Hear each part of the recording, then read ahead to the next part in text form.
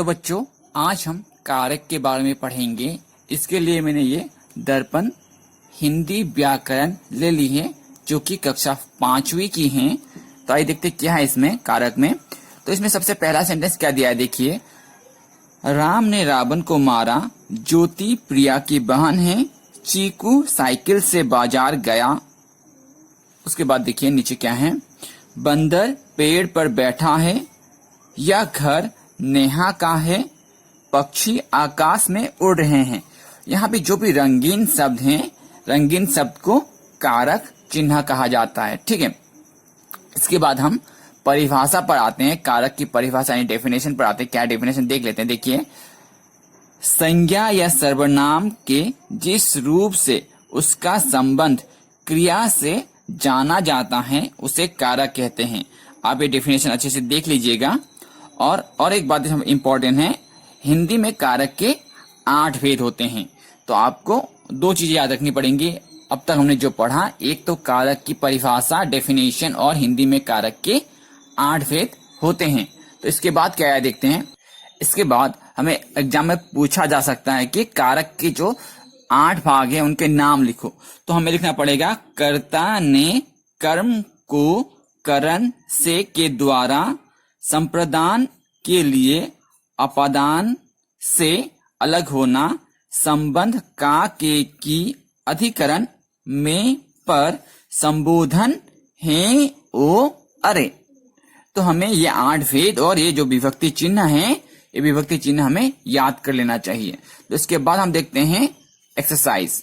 तो एक्सरसाइज करने के लिए हमें आपको क्या करना पड़ेगा, आपको ये चीज याद कर लेनी होंगी और साथ ही इनका जो चिन्ह है विभक्ति चिन्ह, ये भी अच्छे से सीख लेना पड़ेगा। ये 2 चीजें अगर आप सीख लेंगे तो आप आसानी से एक्सरसाइज कर पाएंगे। तो एक्सरसाइज में सबसे पहला क्वेश्चन क्या, देखिए, कारक किसे कहते हैं। हमें ऑलरेडी पढ़ लिया कारक किसे कहते हैं, डेफिनेशन है, आप वहां से लिख लीजिए और सीख लीजिए। कारक के कितने भेद होते हैं, कारक के 8 भेद होते हैं। कारक के भेदों के नाम लिखो। तो अभी जो मैंने बोला था, कर्ता ने कर्म को, ये सब चीज हमें लिखनी होगी। ठीक है, क्वेश्चन नंबर 1 और क्वेश्चन नंबर 2 हमारा क्लियर हो गया। सो क्वेश्चन नंबर 3 में क्या देखिए, क्वेश्चन 3 में रेखांकित शब्दों के कारक का नाम लिखिए। तो बंदर पेड़ पर बैठा है, यहाँ पे जो पर पे नीचे डैश लगाया हुआ है वो पर कौन से कारक के अंडर पे आता था, तो ये अधिकरण कारक के अंदर पे आता था। तो हम लोग यहाँ पे अधिकरण लिख देंगे। इसके बाद पुस्तक संदूक में रखी है। तो ये जो मैं है, मैं कौन से कारक के अंदर पे आता था, मैं भी अधिकरण के अंदर ही आता है। इसके बाद ये ना है, ठीक है। राम ने रावण को मारा, है कि नहीं, ने और को कौन से कारक के अंदर पे आता था। तो राम ने रावण को मारा, यहाँ पे 2 विभक्ति लिख सकते हैं। ने के लिए कर्ता और को के लिए कर्म। तो हे ईश्वर हमारी रक्षा करो। तो हे ईश्वर, हे किस पे था, और ये जो एक्सक्लेमेटरी मार्क है वो किस पे था, कौन से कारक के अंडर पे था, हमें लिखना है। तो ये संबोधन के अंदर पे था।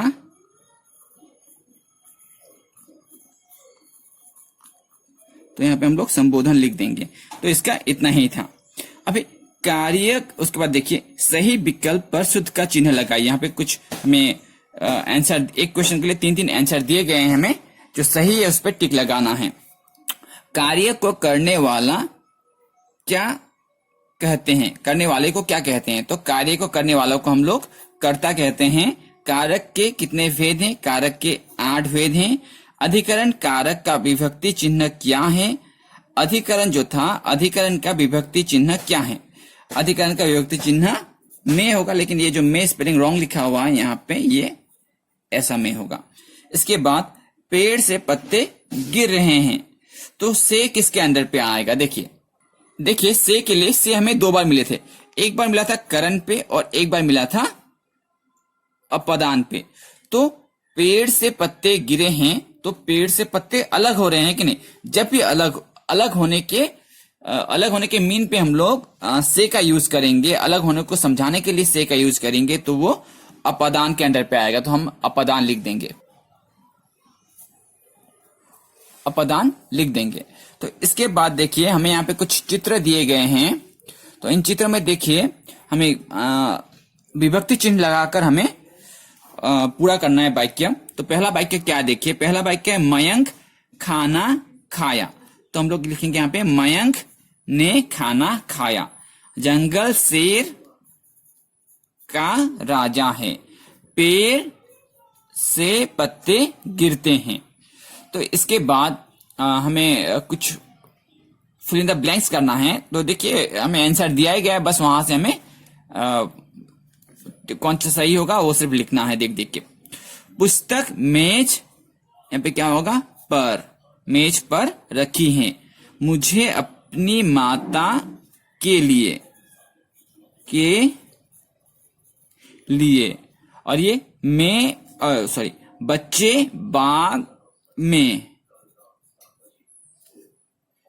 अनुज को दूध दिया। यह बबलू की पतंग है।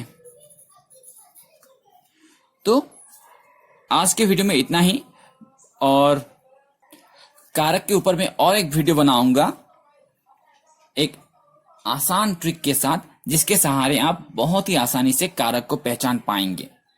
तो आज के लिए इतना ही, धन्यवाद।